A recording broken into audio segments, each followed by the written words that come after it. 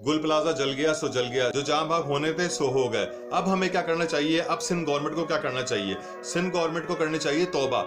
तौबा तौबा करता चल, खाली जाम को भरता चल, ये वाली तौबा की बात नहीं हो रही। तौबा एक लफ्ज है, कुरान के अंदर नाजिल किया गया है अल्लाह ताला की तरफ से।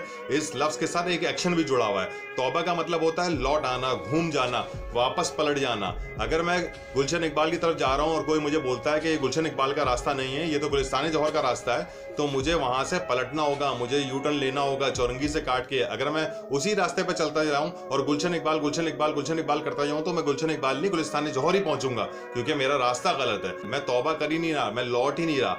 आपकी यहाँ बेशुमार बिल्डिंगें जली, आए दिन जलती रहती हैं, लेकिन आप लोग तौबा नहीं कर रहे, उस प्रोसीजर को फॉलो नहीं कर रहे जो प्रोसीजर है दुनिया भर के अंदर किया जाता है इस टाइप के, जिसके अंदर हर बिल्डिंग को एक सिस्टम दिया जाता है, जिस सिस्टम के अंडर वो काम करती है फायर एंड डेंजर और हैजर्ड्स के और किसी भी किस्म की इस टाइप के खतरात को फौरी तौर पे हैंडल करने के लिए सिचुएशन को वहाँ पे सिस्टम लगाए जाते हैं। उस सिस्टम को लगाया जाता है, उस सिस्टम को फॉलो किया जाता है।